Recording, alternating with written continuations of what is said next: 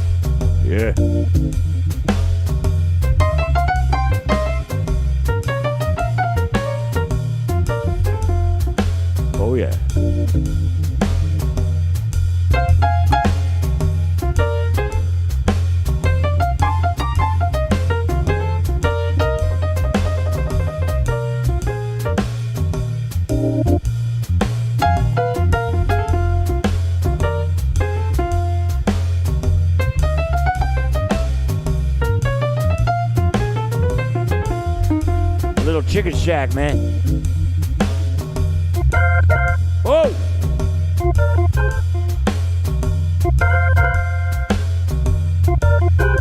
Hey, Mikey. What's going on, Aaron? Herb's here. Yeah, I'm still at it. You like this camera view? Abba.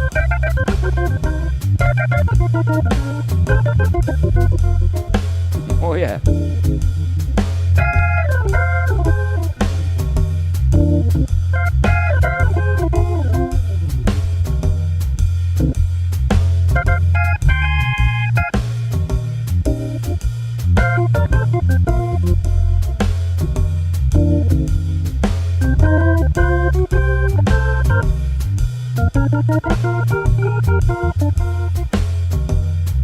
Let's get a little bit of walking here.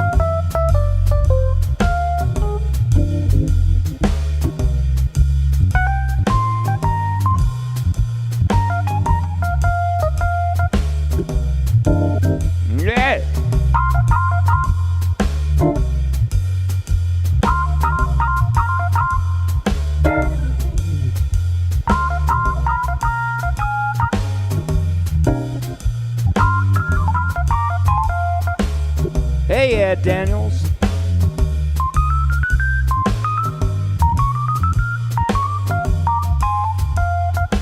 Yeah. How about a little salt? Oh, yeah.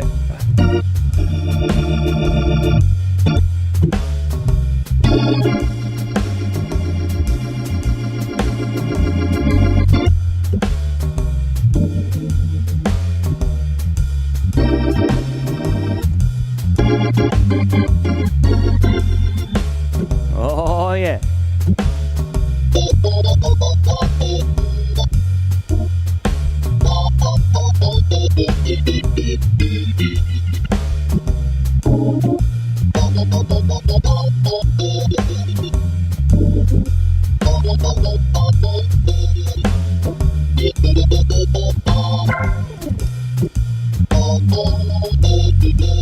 Oh, yeah.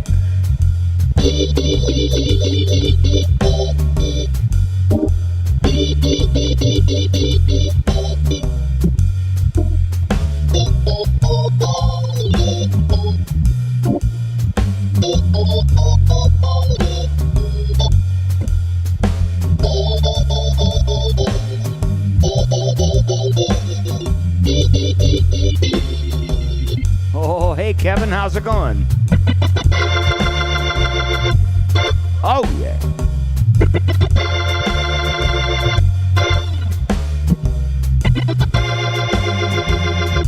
Nunez here. Hey. Gabriel. Peter, what's going on? Norwin. Hey, Jack. Yeah.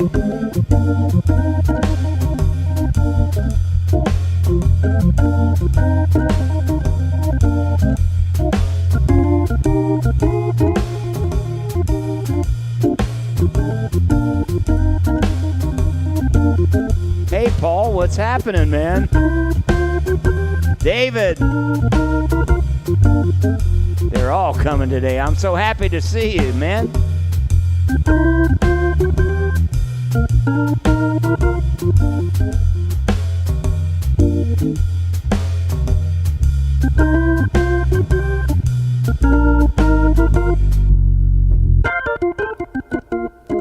Oh, yeah.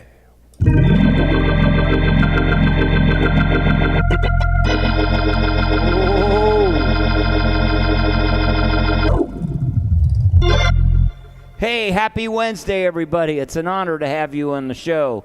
Thank you for joining me. And, man, I'm just happy. It's a beautiful day.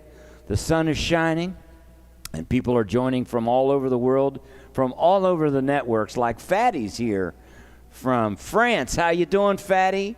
It's good to see you, man. We can't wait till you're on the show. Amir, welcome to the show.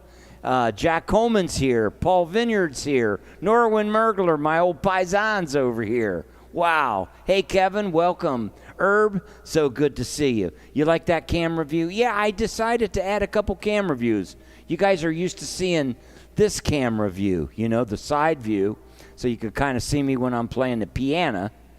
But I thought it would be nice to bring in the overhead, because a lot of people say, you know, I like it when you bring the overhead view in. So that's kind of cool. You guys can get a little different peep onto what's going on.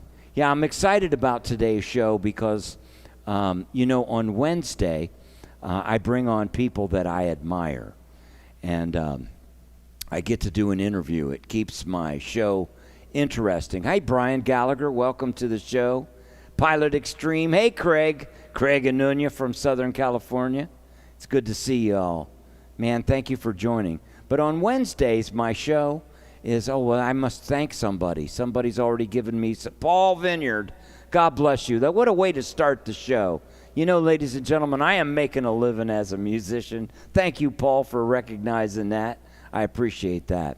On Wednesdays, I decided to do a segment called People That I Admire, because my mentors and friends are what make me who I am. I know that we are all about the people that make us who we are too, right? Not only you making yourself, but people make us who we are as well. And this gentleman I met when I started endorsing the company called Hammond Suzuki. They were just introducing the new digital B3 and the XK3, if you guys remember those numbers, the XK1. And Joey DeFrancesco introduced me to the folks at Hammond, and fortunately for me, I became one of their endorsees. So this was a big deal for me because it was the first time that I was going on a plane to go to a NAMM convention where I didn't pay the plane ticket. You know, that's a big deal. You got it? I didn't pay the plane ticket or the hotel because Hammond was bringing me. And I knew that when I got there, Joey DeFrancesco would be greeting me. It was like a dream come true, right? And these things happen in your career if you stick around long enough and you get fortunate enough to meet some of the right people. It's kind of a people business, you know. And I remember checking into the hotel, and back then I used to smoke cigarettes, and I was off to the side where, they have those doors where you go to smoke cigarettes. And this gentleman popped up, and all of a sudden I met him, and he said, "Hi, I'm Lonnie Smith." And I looked at him. I did a double take because, Lonnie Smith wasn't supposed to look that way. Yeah. And we became instant friends, and you'll see why here in a minute. And he's got a wonderful career of his own to explain to you about. And without further ado from me,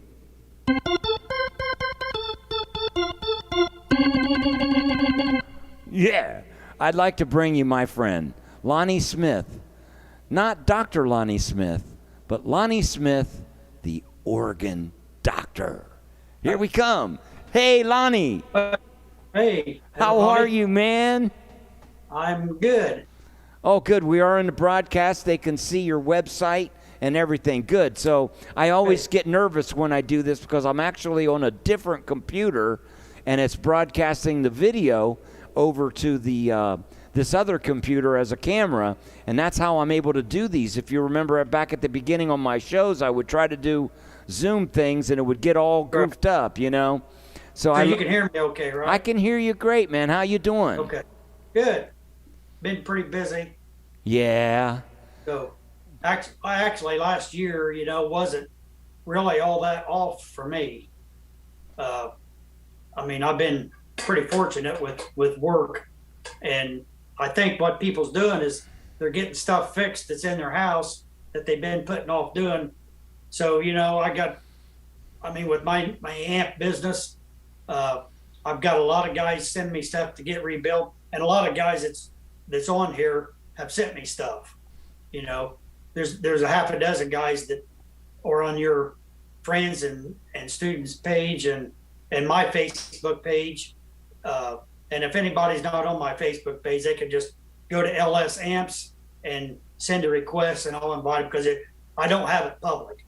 I kind of got educational stuff for them to learn about their stuff, and I've never been one to want to give out free information because I've worked too hard for it over the years to try to do it the right way. So I get it, man. Well, that's what I respect most about you, Lonnie, is the fact that you've always been my tech since the day I met you, because you do the right way. You don't make it just work, but you fix it the right way. So we'll also talk about your amp business, but please say what you were going to say. Well, what I was going to say before we get started with the thing is, I told this at Hope College one time. I said, who is the last person in an organ trio to get the right equipment? It's always the organist. Because how many times have you showed up somewhere you didn't even have an organ? Remember that one time you went overseas, had to use your software out of your computer? Oh, and it was raining. What kind of nonsense is that, So if a guitar player shows up and they go, naturally they always bring their own, but a guitar player doesn't have the right amp, or the speaker's busted, they raise holy hell if they don't have the right. Oh, it's a big deal. Or the drummer don't have the right stuff, or it don't work.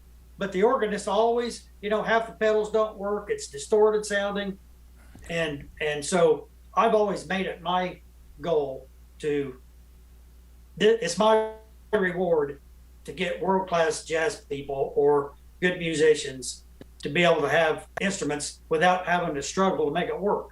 Yeah. And that's my happiness, to be able to see somebody just enjoy playing instead of looking around to see why it don't work and all that crap, So, Oh yeah. I mean, I've always done stuff like factory kind of reconstruction, factory kind of repairs, instead of, just putting a piece of duct tape around stuff and making it work. And because I just don't get by with that. And you can't rely on it. I can't rely on that, No. And you can't, there's so many guys across the country that are getting by with that. And it's aggravating to see that. Yeah. And then, so that's another story, but, it's been good. And, to be able to work with you and one step farther, Columbus, Ohio, I've been to every state. I've ran a marathon in every state. I ran Boston Marathon 5 times. So I've seen a lot of things across the country. And so as I can remember going to some states and going after a marathon and going to listen to organ trios in certain different cities, which is kind of cool. So, but for Columbus, Ohio to have what they've got, you got you, Bobby Floyd, Dave Powers, Linda, Louie, and all the other guys that I kept, Derek, and all the other guys. It's amazing that Columbus has got that kind of caliber of people. It's just amazing. It's got a heavy tradition here. One time, because I come over there and take care of the Southern Theater and the Lincoln Theater, about once a year or something. I come over, they call me. And I remember what was in there at the Lincoln Theater one time, and the mayor came in. And they introduced me to the mayor. I thought that's kind of cool. Yeah, and I haven't met the mayor. And of course, he wanted me to play him a tune, and I thought, oh boy. I played the one tune that I know that gets me in trouble. Yeah. But I love the way you play that tune. I said, of all the cities I've been to, I said Columbus is absolutely incredible that they support the arts like they do. It's a good city. I mean, it is very incredible. There's 2 old theaters that they've got, and I think it's just fantastic. It's a proud city. Well, we have the tradition because Columbus, like some of the other cities like Detroit, was like Pittsburgh, for example. Right. It was one of the stops out of the East Coast. So when the Jazz Rising came, Columbus was one of the stops that many of the great jazz artists up and coming would stop in. And so right. it started its own tradition. We had Hank Marr, we had Don Patterson, we had Nancy Wilson, Roland Kirk, right. Rusty Bryant. So Columbus had some names that made it out there, And and then as close as Columbus is, Indianapolis had naturally Wes Montgomery and Freddie Hubbard and J.J. Johnson and there's more, but and Mel Ryan, that's a tradition in itself. That's what I'm saying. You go to these major stops like in Indianapolis, Minneapolis, right. One of all these cities, back then those gigs, Lonnie, I remember when I was first starting as a youngster, to go hear it, I had to go to what they called the Chitlin clubs. Right. And that's where this great music was playing, and that's where I got it. I wouldn't have gotten it going to the Silver Dollar Pickup Bar, Oh, so I know. You had to go to the Chitlin Club, and that's where you got it, So. Right. Tell me, how did you get into music, Lonnie? What tell me about your career. I grew up in I was born into the music business, in a family business and family music store, and I can remember my first, and we talked about this before we got on, but my first jazz introduction to live jazz organ, and it wasn't even a B3, but it was Shirley Scott at the NAMM show in Miami, Florida. Wow. And I can't remember the name of that big hotel, but I think it was the one and only time NAMM was ever there. But we went down there, and Shirley Scott was introducing the X-77 with 2 course, this was a couple of years before they landed on the moon. And I was like, what, 10 years old or something. Wow, I was like 8. But yeah, so you know how when you're young, things appear even at the age we are today. When you look back, things were bigger in life. Oh, and yeah. And you still think they should be that way. Yeah, right. And so they put Shirley Scott on stage with 2 Leslie speakers with an X-77. Wow. And I thought, this is unbelievable. Because they was talking about going to the moon, and that's kind of how the space age of that organ developed, actually. And then I remember the next night we went to see Buddy Rich. So that was my first 2. That was a pretty good introduction to the jazz, wasn't it? Those 2 people. My goodness. Wow, I'd say. Shirley Scott, man. What a... Oh, she was incredible. Tell me about her. I never met her, so tell me what it was like. Well, I mean, the best I could remember is just, I couldn't believe a woman could play jazz like that. Okay. You can't believe that kind of music comes out of some little lady like yeah, that. Man. Like a Kiko, You sit and watch her play. How could that... Dynamite, man. Make that do that, Yeah, it's not supposed to explode like that. No, it's not supposed to work like that. So, but one of my friends that you had met him, Bill Dotsey. Yeah, I like Bill Dotsey, man. Of course, he's passed away in a tragic accident, but he worked for the old Hammond Company, and when he was in Philly, he used to help Shirley all the time. Yeah. And he used to tell me how just a gracious lady she was, and just a super person, and she just, every time he did something for her, and she was very gracious, thankful, and so. Most successful people are that way, people, right? Yeah. Yeah. So, but anyway, so, and my first album that I remember really listening to, and I told you about it because I had not been able to find it for years, and I used to think I had every Jimmy Smith record there was. Of course, Jimmy Smith is the reason a lot of people got turned on to this stuff, and so, and even before him, I always ask people who the first guy was that played jazz on an organ. Of course, you know that answer. Fats Waller. Fats Waller, okay. Yeah. I mean, most people don't know that, but the first album that I ever listened to was the big band arrangements by Oliver Nelson. So a few weeks ago, I thought I'm going to try to find that darn thing because it's not on iTunes. Yeah. So I found it and I got it off Amazon, and so that was the actual photo right there. Wow. Okay. Okay. That was the album cover. But then when I got this album, it came with Respect, which I'd never heard that one either. That's not one that's out there very much. So, Jimmy Smith is singing the Mickey Mouse Club song. I got to listen to that. So it's on that Respect part of it. Yeah. But, he's playing the theme from Mission Impossible. I love that, man. I like that better than the TV stuff. Show theme, actually. Yeah. Like you said, he plays it better than the actual TV theme. I think it's better. Yeah, it is. But that was my kind of getting turned on to jazz organ, Yeah. And then I went through school and we had the family business and sold just tons of organs and pianos, and I got involved in that. And then when I got out of high school, my grandpa worked at Chrysler Corporation. Mm-hmm. And so before I went to college, I worked there for 90 days, and I found out right then and there I wouldn't go work in a factory for a living. Yeah. That wasn't my deal. No. Because I seen these old cats shuffling their feet, been there for 40 years, and, drink a half pint of whiskey at lunch and stumble out of there at nighttime. I thought, that's not for me, Mm-hmm. And so I went to college, and, back in the day, because I have an electronics degree, and back in the day, a lot of my instructors, even in college, were military trained in electronics, which is very, that's before everything got sophisticated. And so I've had some of the best instructors in the electronic world that there was at the time. And I was fortunate to, grow up I had to learn about 3 generations of electronics to begin with. Naturally, I learned a lot of tube stuff on my own. Mm-hmm.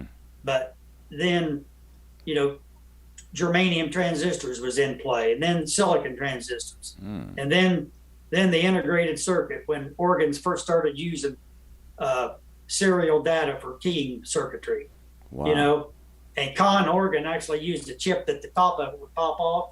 And my uncle was a veterinarian, so I popped that top off and took it, looked at it under the microscope, and you could see hundreds of thousands of transistors. I didn't know it was possible to put anything like that in a small, you know, not even size of a dime. I mean, it was, and even to this day, it would amaze you to see that, you know. And so that's when I kind of started getting involved in electronics, and I just thought that was cool, you know. So, you know, one thing led to another, and I got out of electronics school after I went to college, then electronics school, and then there was a place in Indianapolis that used to make Bearcat police scanners. Oh. And that's when all that sophisticated stuff. So I worked there for 2 years on programmable scanners, and got some good experience. And then at that time, in the family business, the one guy quit, so I worked there, you know, and then started in organs and keyboards. And then, you know, in '83, you know, what changed the world was the Yamaha DX7. I bought one. Yeah, you had one, and yeah. I never actually bought one because I had too much other stuff going on. You know, when I was in high school, I did have a rock band, and, you know, one of my best, well, I could play pretty well at the time. Mm-hmm. You know, I took lessons, and, you know the song Bumble Boogie, Fly to the Bumblebee? Yeah. That was 11 pages long. Wow. Okay, well, I knew that whole thing. I didn't know it by heart, but I could play it pretty well.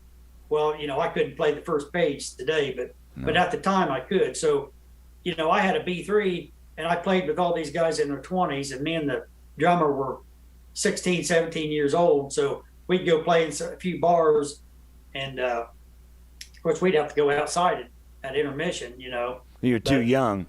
We're supposed to be, but our buddies always stuck us a beer or two, you know. Yeah, of course. That's part of the fun, right? But that's the excitement of that day, you know. I love it. So, and you thought you were so big, you know.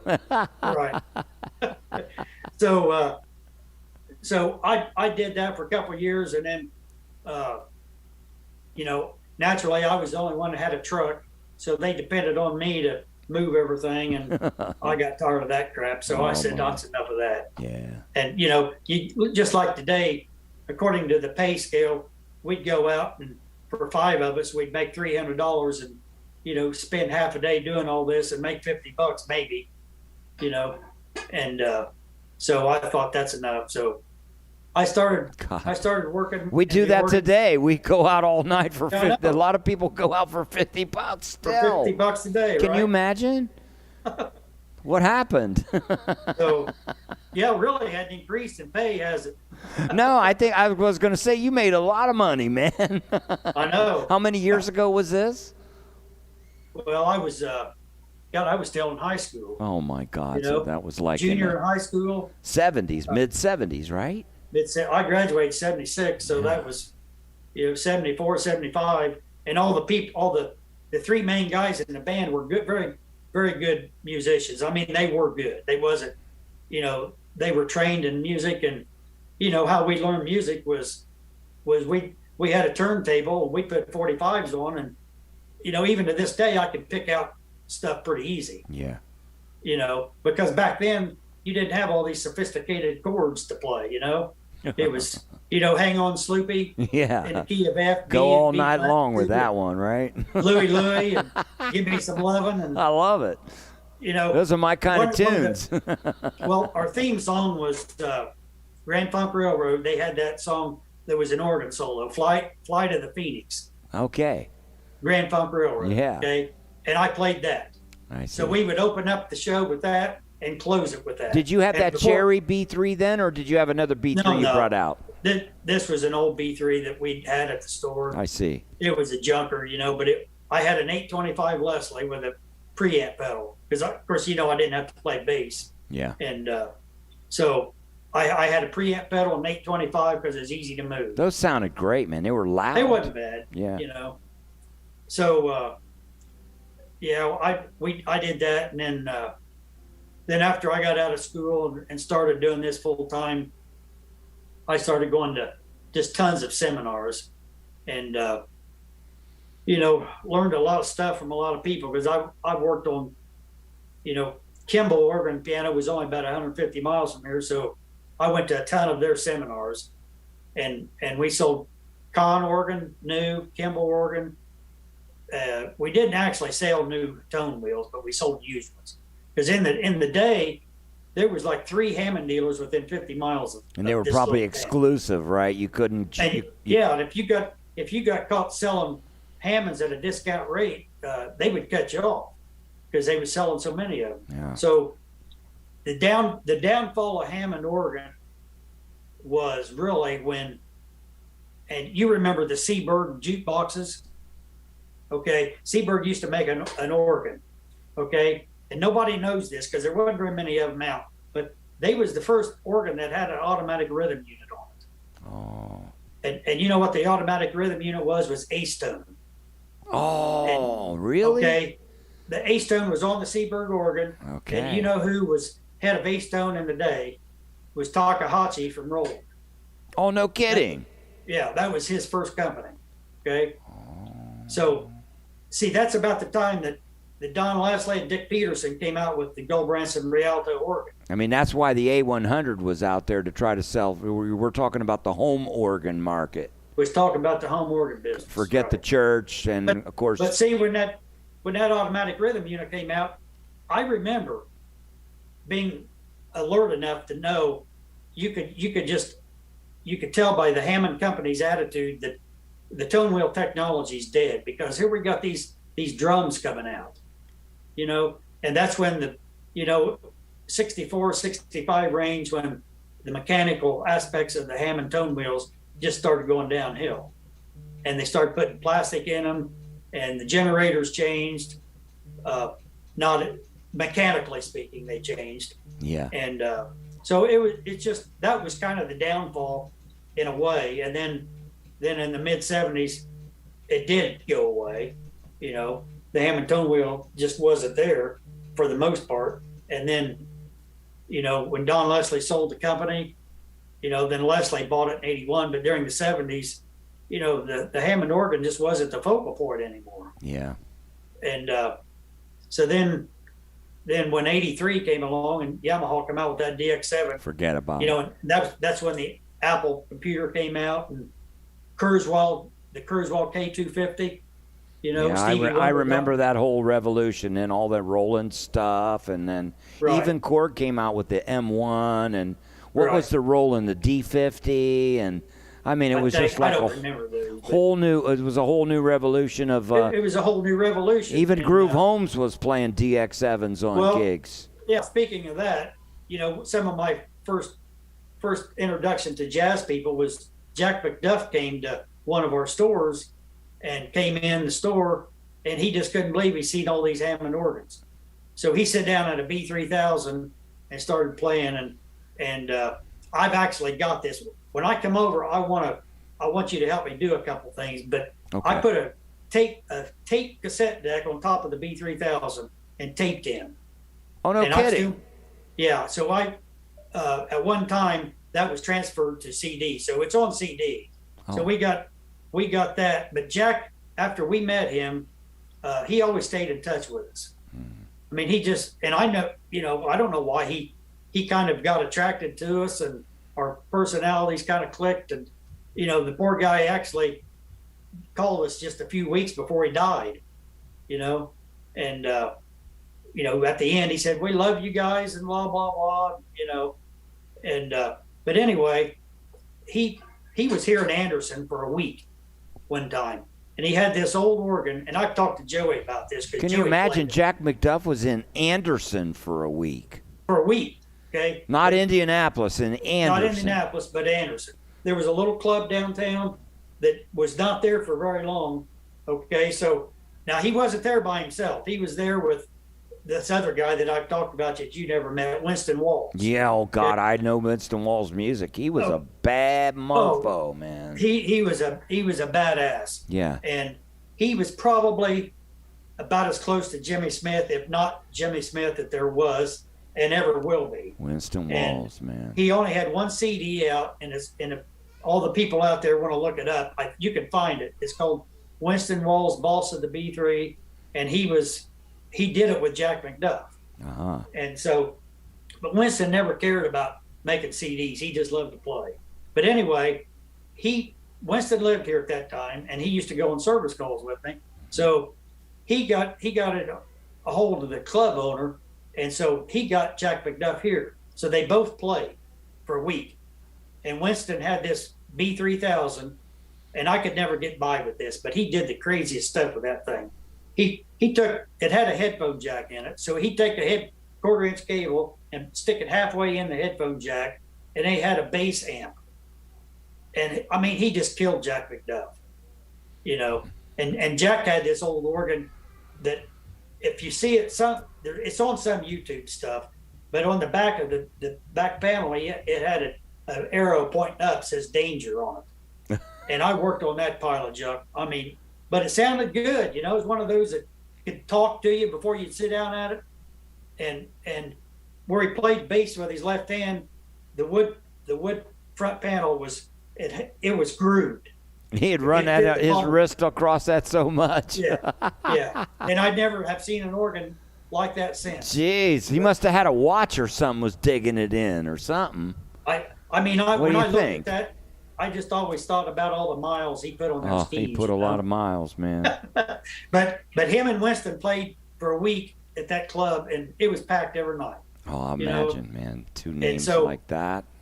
You know, that was a never memorable moment. And unbelievable. So then about that time, then all the organs dried up. The Hammond Company, they didn't go out because they went bankrupt like some people think. Mm-hmm. They went out because the company and the people that owned them was called the Marmon family, which they're still, they're a multi-billion-dollar family. Mm-hmm.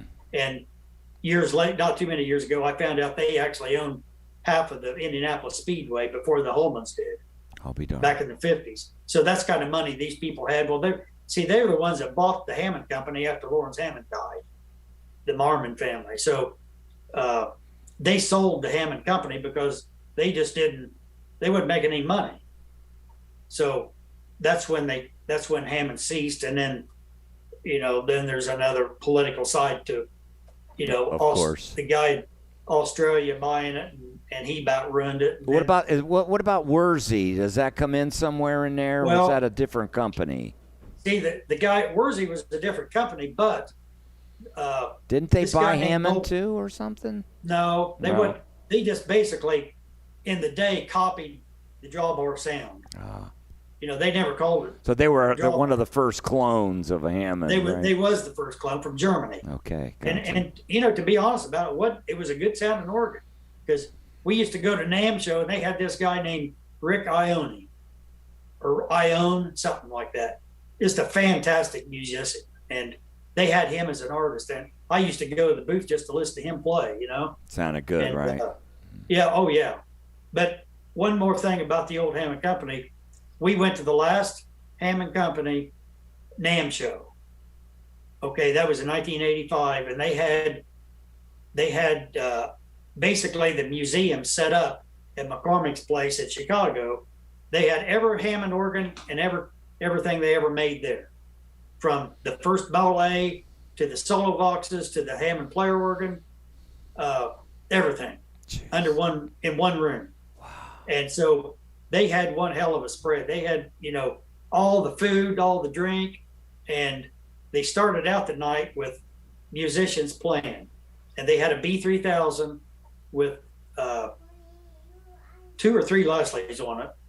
So all jazz artists came in there and played. We're getting invaded again. My son, he gets invaded.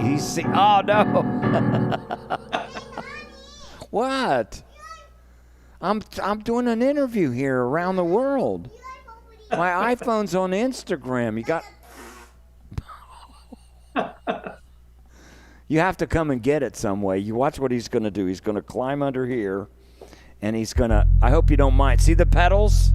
That's the only way in here, Lonnie. So he's going to eat. See? There he is. Oh, no. Hi, Haruki. Say hi to Lonnie. Hi. What, you want my iPhone? He's going to get my iPhone one way or another. He knows how to get me, right? Sorry.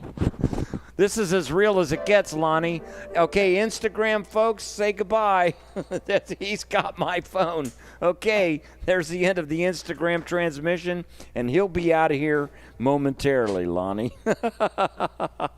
Oh boy, only that can happen here in Monaco Productions. Okay, I'm sorry, Lonnie. So go ahead, please. Sorry. So anyway, sorry. Throughout that whole night, the jazz artists, they just played the heck out of it till they got to the last person, and you know the name Rosemary Bailey. Yeah. You know she's just one heck of a musician. Yeah. So she was the last one to take the organ out. And I had never really heard her in person, but I mean, what a fantastic lady to play, you know. And we had her here in Anderson, put on some concerts at one time, and she's just a super nice lady, you know. So, you know, then fast forward down to when Suzuki bought it, and you know, which basically kind of saved the Hammond and Leslie world. Sure did, man. And so. You know, but it's just a different world, and I've, you know, up to now, I've got my amp business, and you know, it's been a good run, and I'm enjoying the last 3 to 4 years. I'm enjoying working about as much as I ever have because you found your spot, man. I found my spot. I mean, it's taken years to do, but I've got guys all over the country, and you know, I've got guys send me stuff all the time to rebuild, and you know, basically I can fix anybody's problem if they send me the electronics. And then there's been a lot of people that I'll wire outlets up. They send me the outlet box, or you know, I'll send them a Amphenol connector with the wires and give them directions on how to hook it up if they're mechanical enough to do that part. You know, or find a tech over there to do the connection after you fix it. Everything. Well, right? I mean, most of these people, I don't want other people getting involved. They can do it themselves. You know, it's not rocket science, but no, it's the way the electronics and the technology is in today's world. I really think people should really think about keeping this old analog stuff going, because companies. I swear by it. I play analog, man. You know. Well, companies aren't supporting this stuff like they used to. No. You know, there was a time when Roland, Yamaha, whoever would support instruments for many years, but now we're living in a throwaway world. And even though you know, I tell churches not to go out and spend $4,000 or $5,000 for keyboards, because you know they get abused at churches, and then. You know, when they break in 2.5 years, they don't last.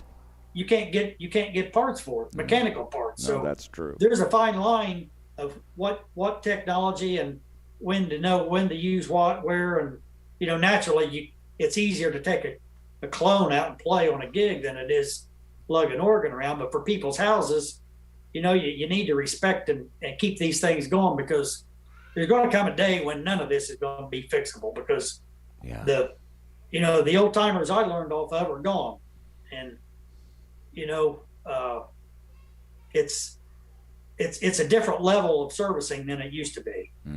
And guys out there today, they don't want to, everybody wants to hot rod something instead of fixing it.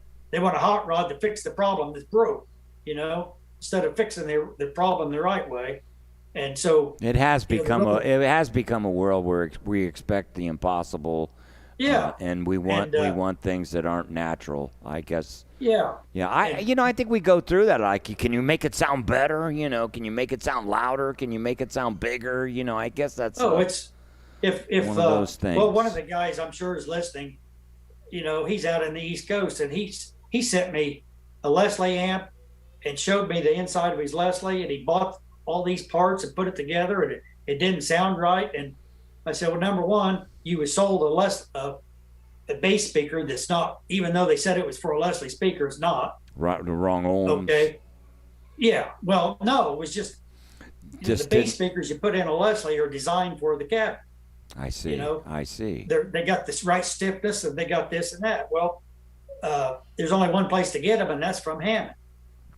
So, so I got him all fixed. I rebuilt his amp, even though it was supposed to have been rebuilt.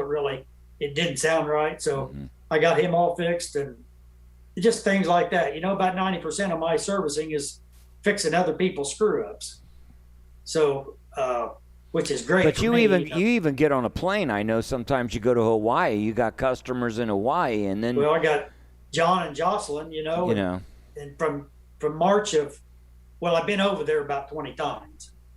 I've ran a marathon over there about 6 or 7 times, but I've gone over there the last few years. I've got a pretty good little clientele built up. So if people got something good enough, you'll go there, right? There's a lot of organs over there. There was a pretty aggressive tone wheel dealer in Honolulu in the 50s and 60s. And so they're all over the place. So I went from March of 2019 to March of 2020. We left right before COVID really hit last year on March 18th. I was over there 4 times in 12 months, and I did 5 calls over there last March. Okay. And so we was over there for 2 weeks, and they just started shutting down Hawaii when we left. But, in a selfish kind of way, it's kind of cool because we had the island to ourselves, That's nice. I heard Hawaii, but that's one of my favorite places. So I do have some more work to do to go back over there. We're going to go, sometime this year. But it's good to go over there and see John and Jocelyn. Yeah. There's a lot of good musicians over there. Oh man, there's So I'd like to bring it up to date now. I put your website on the broadcast so people can see it. Okay. Yeah. So now you're actually building your own Leslie amp, right? But you're also building your own Leslie type speaker, right? You can have the wood cabinet and everything, right? It's a reproduction cabinet, of course. Yeah, you can't call it Leslie, but it's. I really don't call it. It's a vintage. It's a vintage Doppler. It's the same thing. It's the same thing, but you build that from like brand new. So if somebody really wanted to get something that's probably unique and brand new, like the original, right? Well, it would be just like it's just the original. Because you can't buy the originals anymore. You can only buy, the 122As. I don't even know if you could still buy those. Can you buy the? Yeah, you can, but those cabinets are not like you're building them. Well, I'm not building them. But I know, but the ones you're having built for you, right? Right. Yeah, they're different laminated wood but the current Leslie stuff, 122s, they're the same amps. It's just that the motors are different. The 1-speed motors. But these cabinets that I'm using I've got enough old motors, so I'm refurbishing the motors, and so they're new old vintage Leslies. Overhauled motors, but they're brand new, right? They're better than brand new, right? But the amp, like this is the new chassis, okay? Yeah. I've sold a few last week, so I went and with all the new technology and Trek 2 relay, solid state relay instead of mechanical. So a friend of mine has a machine shop, so I went to him a few years ago, and I paid him some pretty good money to sit, and they got this little robot that I had an old style chassis, and I went and we sit for a whole day, and they measure all the parameters of this. Okay. So I eliminated the holes over here, eliminated the tube socket because I don't need it, eliminated the reverb socket because that just keeps people from plugging those old reverb units in that don't work. Yeah, right.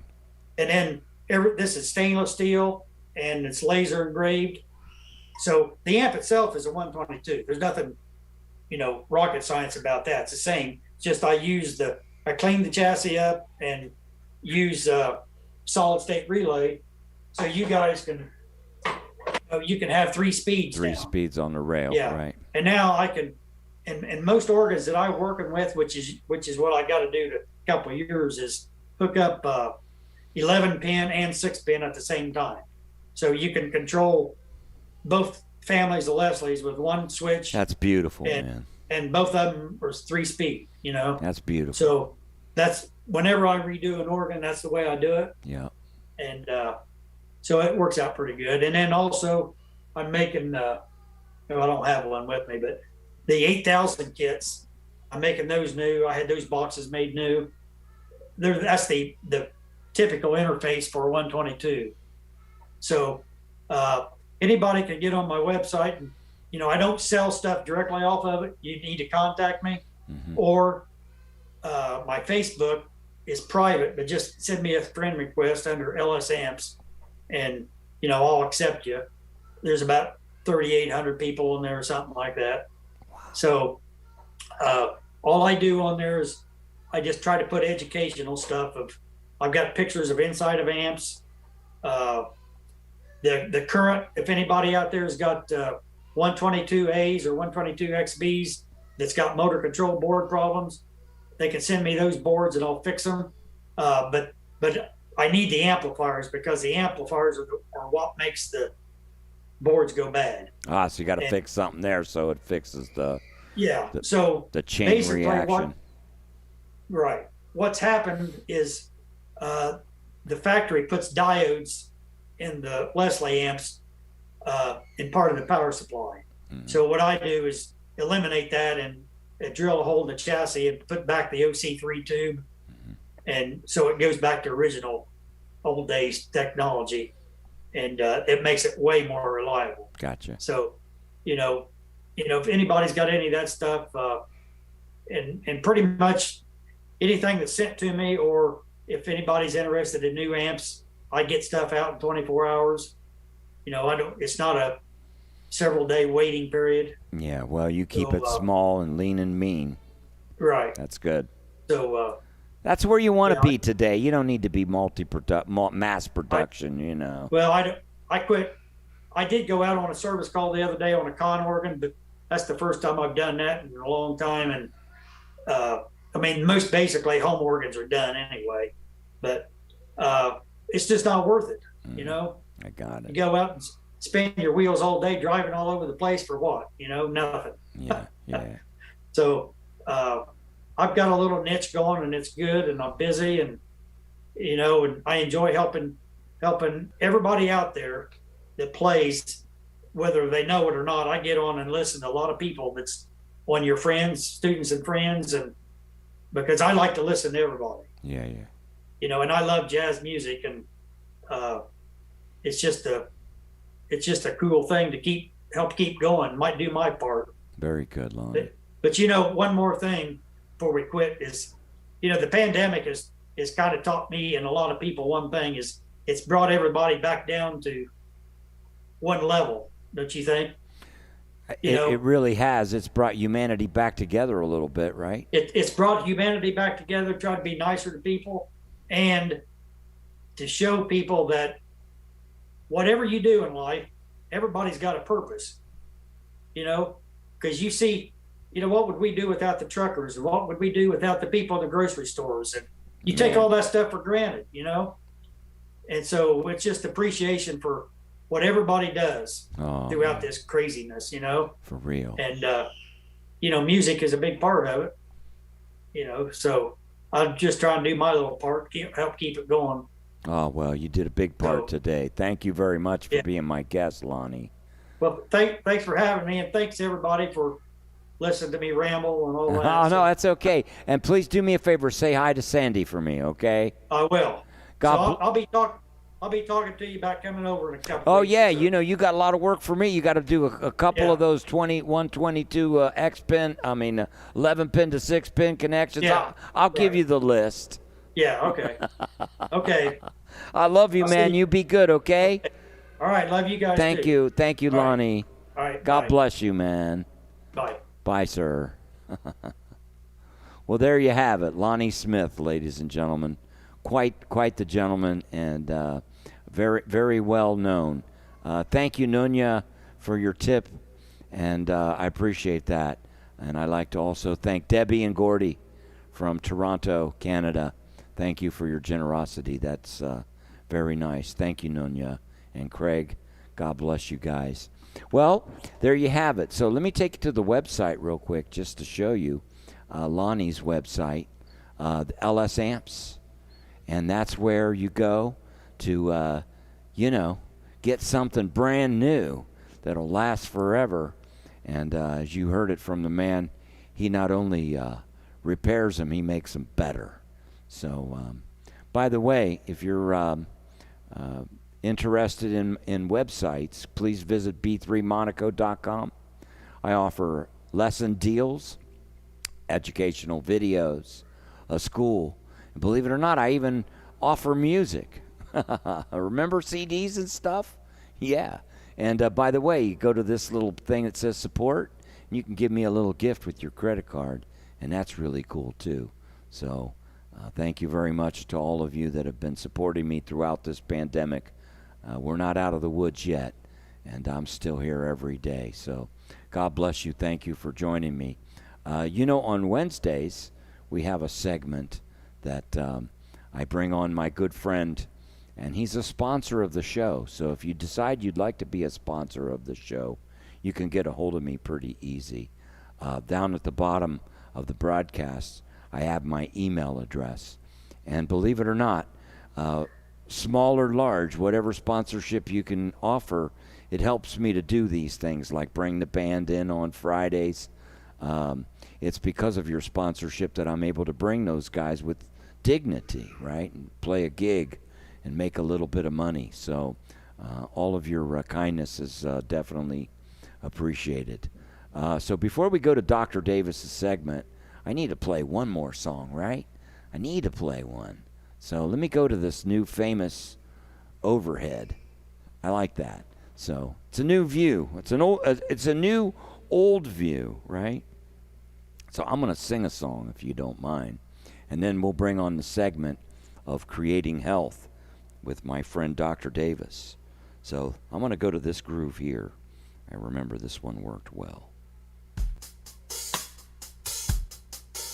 Yeah, I'm just using Drum Genius. Funky number 12. It's going to be perfect for what I want to do. So I hope you enjoy this. I like this song.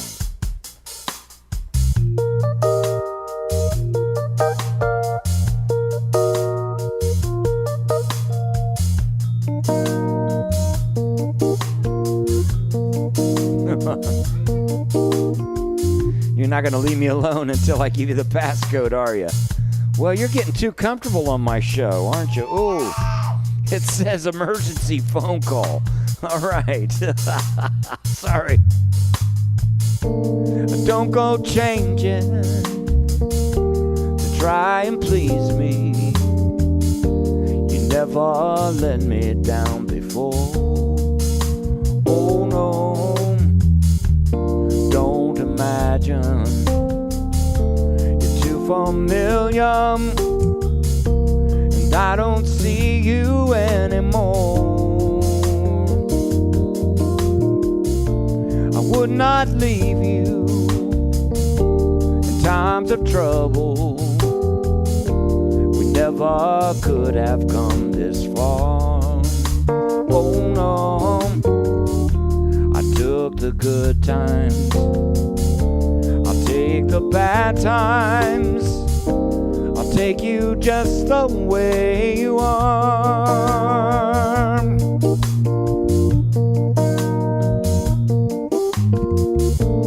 Don't go trying some new fashion. Don't change the colors of your hair. Oh no, you always have mine.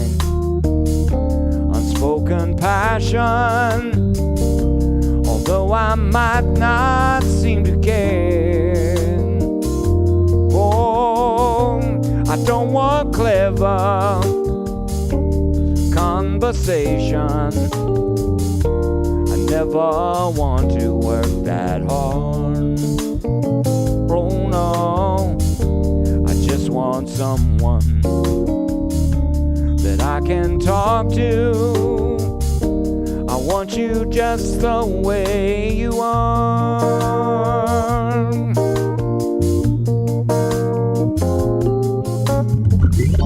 I need to know that you will always be the same old someone that I knew.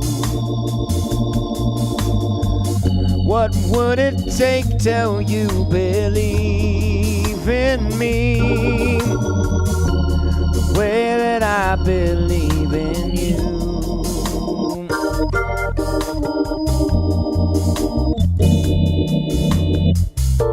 I said I love you, and that's forever, and this I promise from my heart. Oh no, I couldn't love you any better.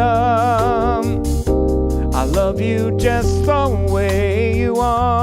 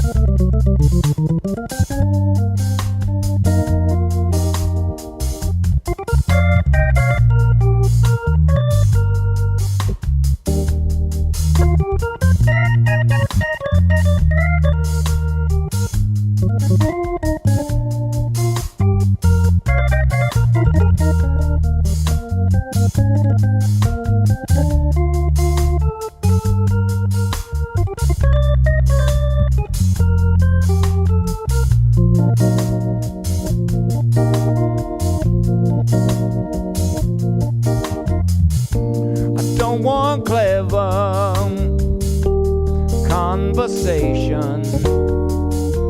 I never want to work that hard. Oh no, I just want someone that I can talk to. I want you just the way you are.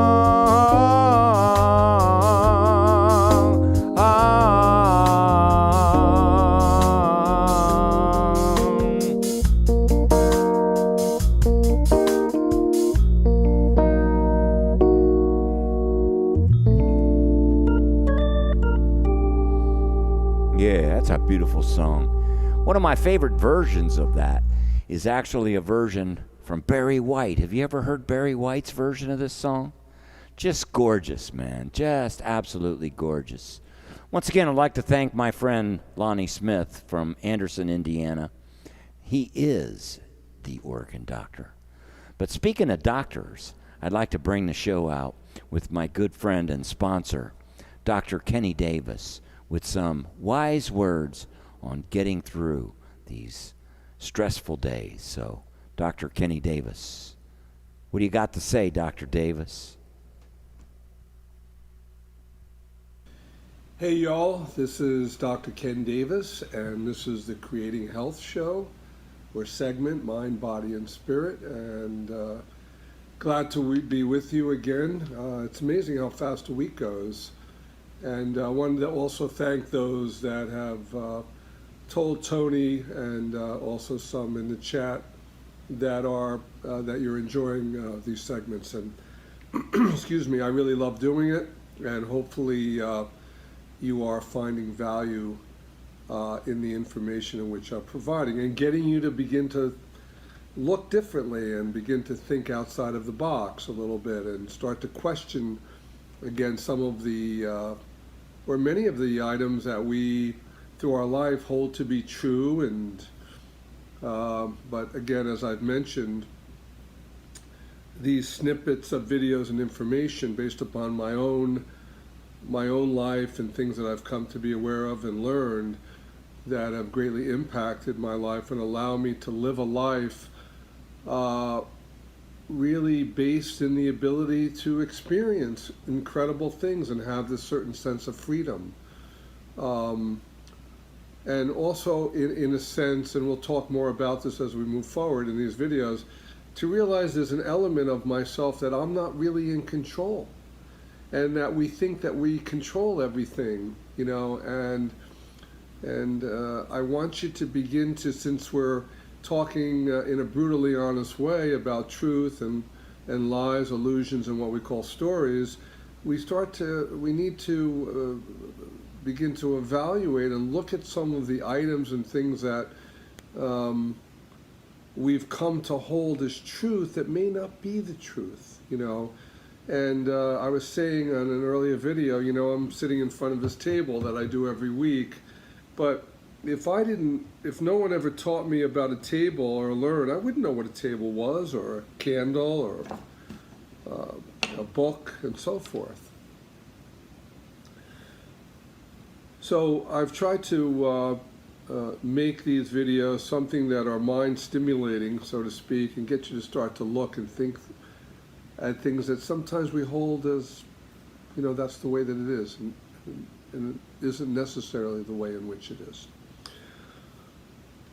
Last week we talked about thoughts and about how they appear in inner space and they can only appear a certain way. The week before that we talked about the mind being a machine that has been programmed primarily to ask always its three questions. What is this? What does it mean? And what should I do about it?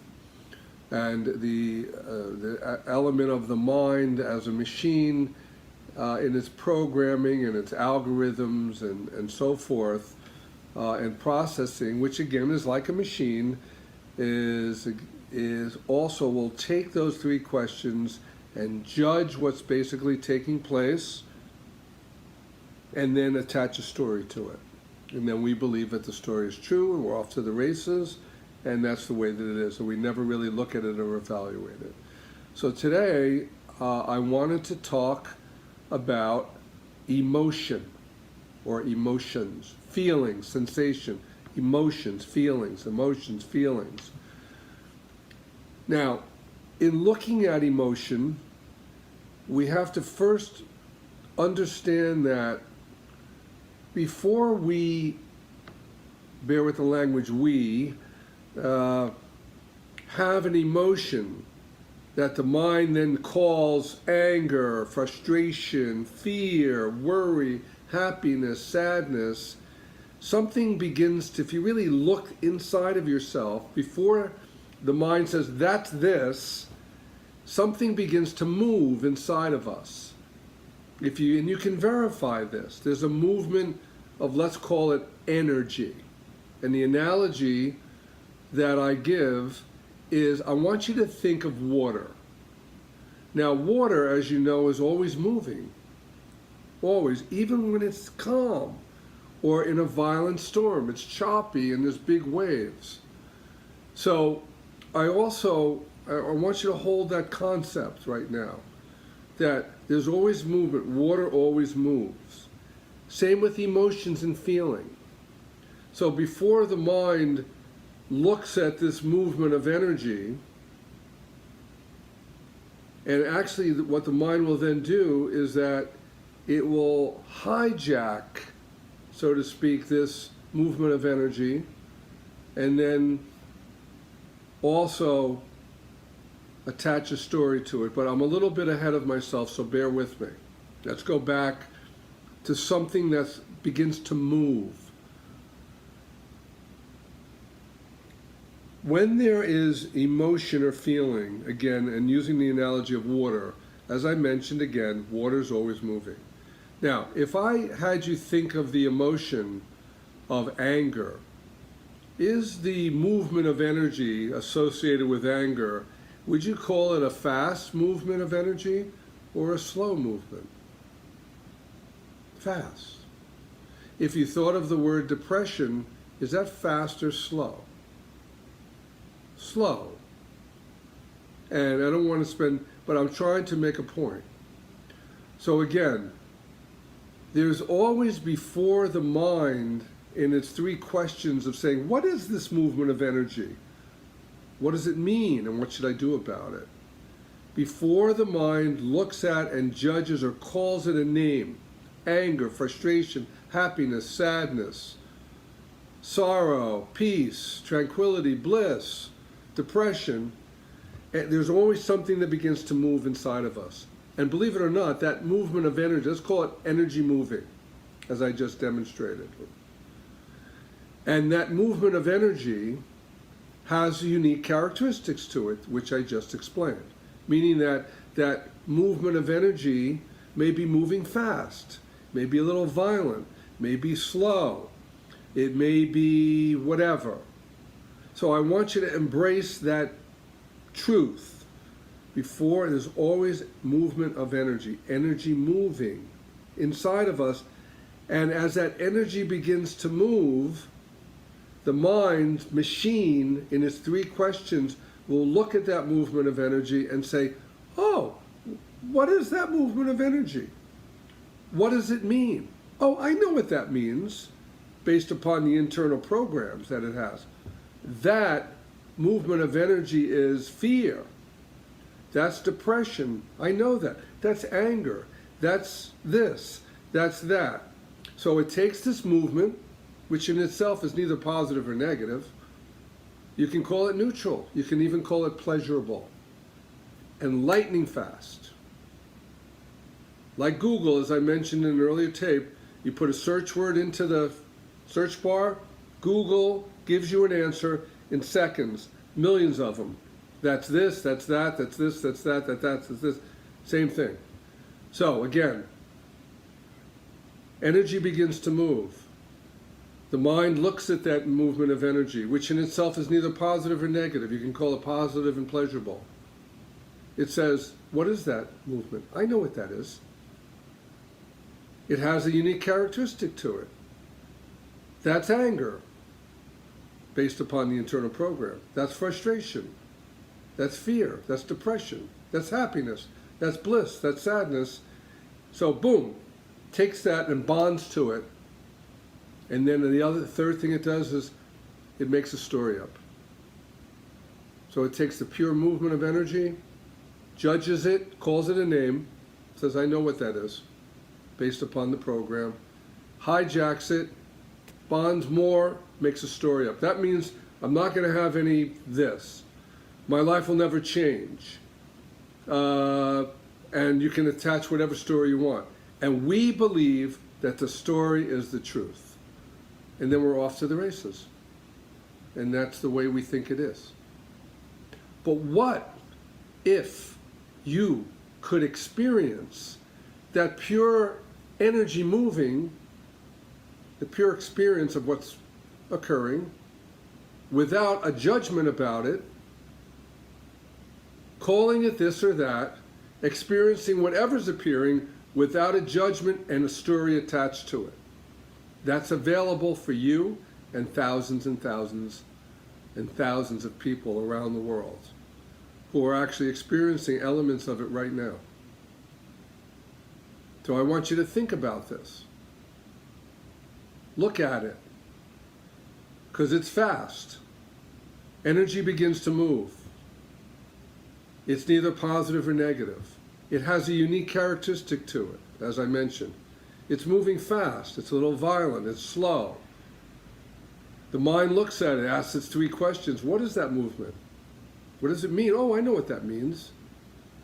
And then it judges it. It makes a judgment based upon its internal programming. And then, boom, it hijacks it, attaches a story to it, and we believe it's the truth. And it isn't the truth. And that's the law, what we call the lie, illusion, and story, that gets made up by the internal programming of the mind, and then we're off to the races. So there is a way where the pure movement of energy or the pure experience of what's occurring can be experienced, whatever it is. Can you imagine, without the mind calling it positive, negative, up and down, this and that, and then making a story up about it, and we believe that that's the truth. What if you could experience anything that's taking place in your life? Anything. Without judging it as good or bad, this or that, and a story about it. It's possible. And that's what we're going to get into as we move forth in these videos. Think about it, listen to it, look at this video several times, digest it, and we'll continue on in the journey. I'm Dr. Ken Davis. I appreciate your time and for being here, and I appreciate Tony for giving me the opportunity. Have a great week. Look forward to our next video. Dr. Ken Davis.